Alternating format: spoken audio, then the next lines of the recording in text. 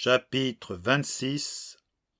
Vol Norwegian Air Shuttle, quelque part au-dessus de l'Atlantique, dimanche 18 octobre 2015, 22h15. Où en êtes-vous ? Mademoiselle Mignon soupira avec ce petit air exaspéré qui faisait tout son charme. Je n'ai pas fini, et loin s'en faut, si vous voulez savoir. Mais je crois que j'ai bien avancé. Elle avait les traits tirés. La fatigue se faisait sentir et il la comprenait. Depuis leur départ d'Aurillac, ils n'avaient pas eu de véritable repos, hormis la petite sieste qu'ils s'étaient octroyée dans le shuttle, et celle dans l'aérogare en attendant l'embarquement. Leur bagage, qui se résumait à peu de choses, ne leur avait pas fait souci. Son arme, beaucoup plus. Il finissait par se dire qu'il aurait mieux fait de la laisser en France. De nouveau, il avait dû montrer patte blanche et son pédigré complet pour qu'on se décide à le laisser passer, et encore à contre-cœur. Albert, quant à lui, s'était à peu près bien tenu jusqu'à son embarquement dans l'avion. Comme ils avaient 3 sièges contigus sur la même rangée, il avait demandé à Malo de lui laisser celui qui se trouvait le plus proche de la travée centrale, au cas où, dixit, il aurait eu la gerbe. Malo le lui avait cédé sans manière, avait demandé à mademoiselle Mignon si elle désirait prendre la place côté hublot, et comme elle lui répondait que ça lui était indifférent, s'y était glissé. La première heure s'était bien passée si on s'accommodait du fait qu'Albert s'était acheté 1 litre de whisky en zone d'embarquement et l'avait sifflé en entier, sous le regard horrifié de mademoiselle Mignon, pour « se calmer les nerfs », avait-il dit. Un regard horrifié qui s'était teinté d'incrédulité quand elle avait vu Albert prendre la direction de l'avion, le pas à peine plus raide qu'à l'accoutumée, mais droit comme un i et sans tituber une fois. Malo, qui connaissait la capacité d'Albert, ne s'était pas étonné outre mesure. Pour le coup, c'est avec un flegme résigné que le champion Arvergne avait supporté le décollage. On ne pouvait pas dire qu'il était franchement décontracté, mais c'était mieux qu'un Albert en pleine crise de panique. Rien que l'idée avait quelque chose de terrifiant. Il avait même eu le temps de s'accorder une petite sieste, petite car une légère turbulence était venue mettre fin à la quiétude toute relative d'Albert, qui s'était aussitôt dressé pour bramer avec la force d'une corne de brume. « On tombe, patron, on tombe !» L'hôtesse, une jolie brunette à la coupe au carré, s'était approchée en catastrophe et avait rassuré Albert et les autres passagers en affirmant que l'appareil traversait une légère zone de turbulence, mais que cela ne durerait pas. Était-ce le joli sourire de l'hôtesse ibérique, qui parlait le français avec un délicieux accent madrilène, le whisky, un peu des deux? Albert finit par se calmer.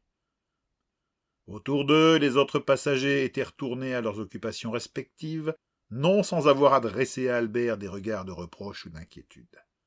Malo les comprenait, il avait des pensées plus rassurantes que celles d'être enfermé dans une boîte en fer à plus de 1000 mètres d'altitude avec un fou furieux taillé comme un ours. Sentant Albert sur le point d'exploser à nouveau à la moindre secousse, Malo envisagea de tirer mademoiselle Mignon de sa studieuse transcription, se disant que la suite de la biographie de Gerbert pourrait distraire le colosse de son angoisse aéronautique. L'enseignante comprit-elle son intention, ou avait-elle décidé de faire une pause et de leur transmettre ce qu'elle savait? Toujours est-il qu'elle devança sa question. Si vous voulez, je vous lis ce que j'ai décodé et traduit depuis la dernière fois. Malo approuva en lançant un regard discret en direction du profil monolithique et crispé d'Albert. Oui, avec plaisir. Qu'en dites-vous, Albert ? Ce dernier hocha la tête sans que le reste de sa personne ne remue un muscle, comme si le moindre de ses gestes pouvait suffire à déclencher quelque terrible catastrophe. « Ce serait super, mademoiselle. » C'est à peine s'il avait bougé les lèvres. Ces paroles amenèrent une étrange expression sur le visage de l'enseignante, qui le dévisagea un instant avant de plonger à nouveau dans son carnet. Où en étions-nous ? Malo faillit répondre, Albert fut plus rapide. Gerbert disait qu'il devait réunir tout le monde sous une seule autorité. Il avait tué son maître et avait pris son pouvoir, sa carte et la main de l'homonculus. Il en était encore scandalisé. Mademoiselle Mignon hocha la tête avant d'ouvrir son Moleskine à la bonne page et, s'éclaircissant la gorge, commença. Ce 22 août 911, après la mort de mon maître, fort de mes nouvelles résolutions, Je me mis donc en devoir de recevoir l'enseignement du second supérieur inconnu, celui dont seul mon mentor connaissait l'identité, et qu'il m'avait révélé peu de temps avant sa mort. Monseigneur Adalbéron, archevêque de Reims. Je suggérai au pape, dont j'avais gagné l'oreille, de l'inviter à Rome, ce qu'il fit. Profitant de sa présence, ainsi que de celle de sa suite, je me liai d'amitié avec Garamus, archidiacre de Reims et dialecticien de renom, que j'impressionnai par mes propres talents. Comme je laisse compter, il eut au fait de vanter mes qualités à son maître, qui, à son tour, demanda à Othon de me laisser venir à Reims. Je ne protestai que pour la forme. Malo secoua la tête, modeste avec ça. Albert, qui en avait déjà presque oublié son malheur, acquiesça. Il se paye un drôle de melon.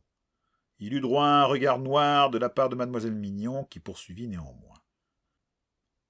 L'empereur accepta, et je rejoignis donc Reims. J'y retrouvai Adalbéron qui, eu égard à mes capacités, décida de me confier la direction de l'école épiscopale de la ville.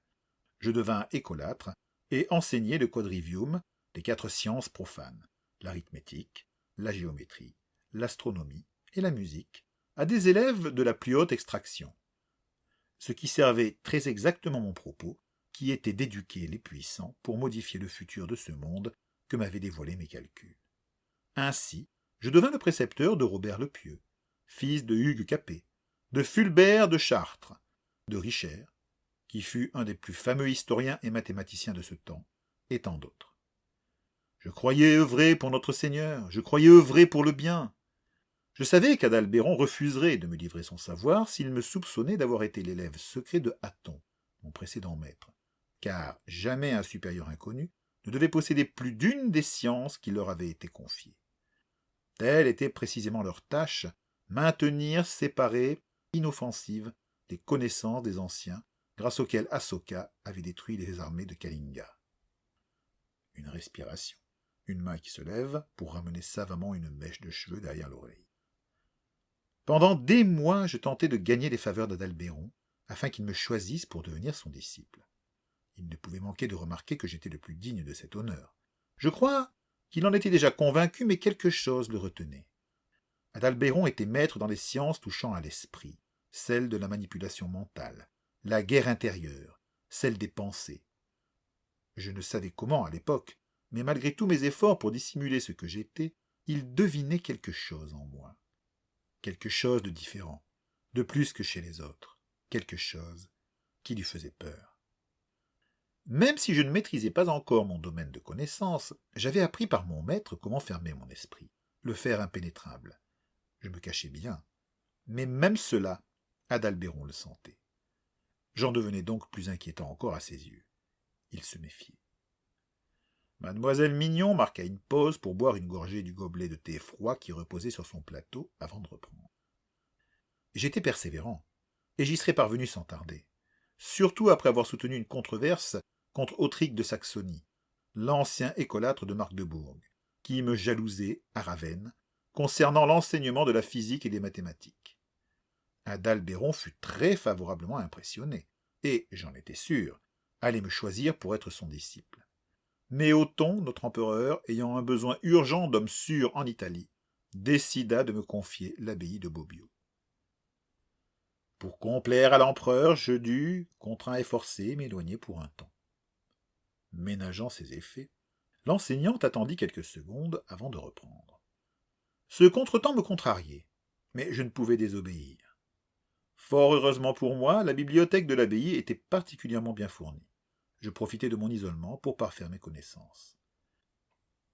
Quand, au bout de 4 ans, à la faveur des bouleversements politiques qui secouaient l'Empire, je revins à Reims, j'étonnai tous mes frères par mes inventions en construisant des globes terrestres, des orgues, des horloges, qui me valurent, auprès de certains, la réputation de sorcier et de magicien.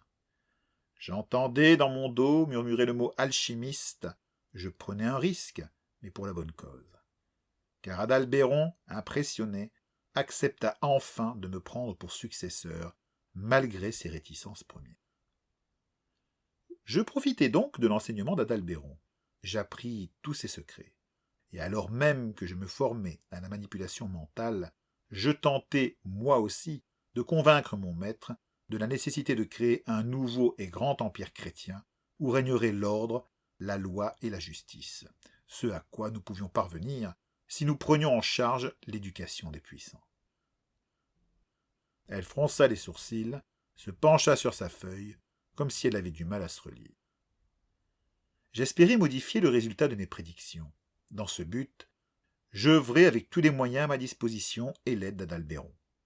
Ainsi, j'intriguai pour offrir le trône de Francie à Hugues Capet, plus proche de l'empereur Othon que Lothaire, et y parvint. Une fois cela fait, nous œuvrâmes tous les deux sans relâche pour la paix entre la Francie et l'Empire. Mademoiselle Mignon, comme prise d'un doute, releva la tête pour expliquer. Il parle ici du Saint-Empire romain germanique. Ça va de soi, acquiesça Malot avec un grand sourire. Albert, lui, se montra plus circonspect. Je suis un peu perdu, là. Vous savez, je voudrais pas vous vexer, mademoiselle, mais l'histoire géo, ça a jamais été mon fort. Malot se garda de demander à Albert ce qui avait été son fort. Il se doutait déjà de la réponse. L'étonnante enseignante accueillit sa remarque avec un sourire. À l'époque, l'Europe se divise essentiellement entre deux puissances, la Francie, dirigée par Lothaire, un des derniers descendants de Charlemagne, et le Saint-Empire romain germanique, dirigé par Othon II. C'est pas dire qu'ils sont pénibles, ces boches, éclata Albert. Et Gerbert travaillait pour eux? Ah, le collabo! Mademoiselle Mignon fit la grimace en comprenant que ce serait peut-être un peu plus compliqué qu'elle ne l'envisageait au départ. Ce n'est pas si simple, Albert. Vous savez, pour les Allemands, Charlemagne est un empereur allemand. Quoi? Son cabourg? Charlemagne, il était français, ça au moins je le sais. Je connais même la date de son couronnement. 800! Il était tellement fier d'avoir tiré cette date de sa mémoire, Albert, qu'il en avait oublié son mal de l'air et que tout l'avion en profita. Mademoiselle Mignon, qui devinait bien que cette discussion risquait de l'entraîner un peu trop loin, éluda. Disons que les Francs sont les ancêtres des Français et des Allemands. Vous comprenez maintenant? Quoi? Albert était scandalisé. Alors ça me troule le... Il s'arrêta juste à temps devant le regard réprobateur de l'enseignante. Donc, pour faire simple, deux puissances se partagent l'Europe de l'époque. Le Saint-Empire romain germanique, dirigé par Othon II, et la Francie, dirigée par Lothaire. Et Gerbert, il veut que ce soit les Allemands qui dirigent. Cette pensée, décidément, révulsait Albert. Que son paporiaquois ait pactisé avec les Allemands, c'était une partie de son monde qui s'effondrait avec sa plus grande icône, celle dont l'austère statue surmontait le gravier et toisait les auriaquois de son regard sévère. Gerbert veut surtout la paix. Et le prétendant le plus sérieux, le plus puissant et le plus proche de l'Église est pour l'instant Othon II. C'est donc vers lui que se tourne Gerbert. Elle ajouta après un instant. « Je peux continuer ?» Albert hocha la tête, non sans bougonner. « Quand même, paix ou pas paix, collaborer avec les boches... » L'enseignante soupira, mais poursuivit néanmoins. Grâce à mes connaissances et la maîtrise de plus en plus grande du savoir d'Adalbéron, je n'eus aucun mal à devenir le secrétaire d'Hugues Capet. À ce poste, je pouvais manipuler subtilement le pouvoir et changer le résultat des prédictions que j'avais moi-même établies. En vain. Toujours, quoi que je fasse, le calcul arrivait à la même conclusion. La fin du monde et de l'humanité par son propre fait. Le 23 janvier 989, mon maître Adalbéron s'éteignit, non sans m'avoir transmis ses ultimes secrets, son Codex Mechanicum et le pied gauche de l'homonculus qu'il avait en sa possession. Elle tourna la page alors que ses deux voisins la fixaient, muets, attendant la suite. Dorénavant en possession de 2 fragments de l'homonculus, de 2 Codex Mechanica et de la science de 2 supérieurs inconnus, je savais avoir enfreint tous leurs codes, mais je demeurais persuadé que réunir leurs connaissances serait la seule manière de sauver l'humanité et le monde entier. Asoka avait décidé de fragmenter ses savoirs pour qu'ils ne puissent nuire, mais de les conserver néanmoins pour le cas où l'humanité en aurait besoin. Et comment pourrait-elle en avoir plus besoin qu'en ces circonstances? Mais pour ce faire, j'avais besoin de temps et du savoir du 3e supérieur inconnu qui se trouvait à Rome, puisqu'il s'agissait du pape Grégoire V lui-même. Le pape, un supérieur inconnu? La vache, murmura Albert. Mademoiselle Mignon ignora son interruption. J'abandonnai Reims et retournai à Rome, près du pouvoir et du pape. Grâce à mes connaissances et celles d'Adalbéron, cela fut un jeu d'enfant de me faire nommer archevêque. De ce poste, par mes amitiés avec la couronne, je devins précepteur d'Othon III, pour lequel j'écrivis un traité, du raisonnable usage de la raison. Le raisonnable usage de la raison, apprécia Malot. Un vrai titre de best-seller. Mademoiselle Mignon lui lança un regard qui semblait dire « Vous êtes pire qu'Albert ». Je savais, par Adalbéron, que Grégoire V possédait le savoir concernant la microbiologie, celui qui me donnerait le temps de mener à terme mon projet, car en lui se trouvait contenu le secret de l'immortalité, acheva-t-elle tout bas. L'immortalité, rien que ça. C'est ce qui est écrit dans le carnet, lui répondit-elle. Vous voulez que je continue? Vous n'allez quand même pas nous laisser là, non? Je suis sûr que vous êtes allé plus loin. Elle eut un petit sourire qui lui allait à ravir. Je me rapprochai de Grégoire V. Grâce aux connaissances que j'avais acquises auprès d'Adalbéron, et que j'avais moi-même perfectionnées, je parvins, avec quelques précautions, de savantes allusions, et des secrets que je possédais maintenant, à l'amener à me choisir comme successeur et à me confier son savoir. Ce qu'il fit. Il était vraiment diabolique, ne put s'empêcher de souffler Malot. Ce que sanctionna aussitôt Albert avec un chut péremptoire et un coup de tête en direction de l'enseignante, qui ne purent tenir un petit sourire et poursuivit. Je devins donc immortel, et bien plus fort, rapide et intelligent que tous mes semblables. Arriva ce qui devait arriver. Un jour, malgré les efforts que je faisais pour les dissimuler, Grégoire remarqua les changements qui s'étaient opérés en moi. « Ça va barder !» prophétisa Albert. Une fois encore, mademoiselle Mignon fit celle qui n'avait pas entendu. Quand il comprit ce que j'avais fait, il devint fou furieux. Je tentai de lui expliquer le pourquoi de ma démarche, la nécessité qui était la mienne de continuer à vivre pour réaliser mon grand projet et sauver l'humanité, que c'était la volonté de Dieu que nous ayons découvert cet apocalypse à venir et que nous ayons, nous, supérieurs inconnus, la capacité, en joignant nos savoirs, de l'éviter. Mais il ne voulut rien entendre. Il prétendit que ce que j'avais prévu était justement l'apocalypse annoncé dans les textes sacrés, et que même si ce n'était pas le cas, nous n'avions pas l'autorité pour aller à l'encontre de la volonté d'Asoka, et contre tous les principes des supérieurs inconnus. Il me dit qu'il allait prévenir les autres, et qu'ensemble, ils me jugeraient et décideraient de ce qui devait être fait. Comme j'essayais encore de le raisonner, de lui faire voir l'évidence de la volonté du Seigneur, il se mit à crier que j'avais tort et qu'à partir de cet instant, il ne me livrerait plus aucun de ses secrets.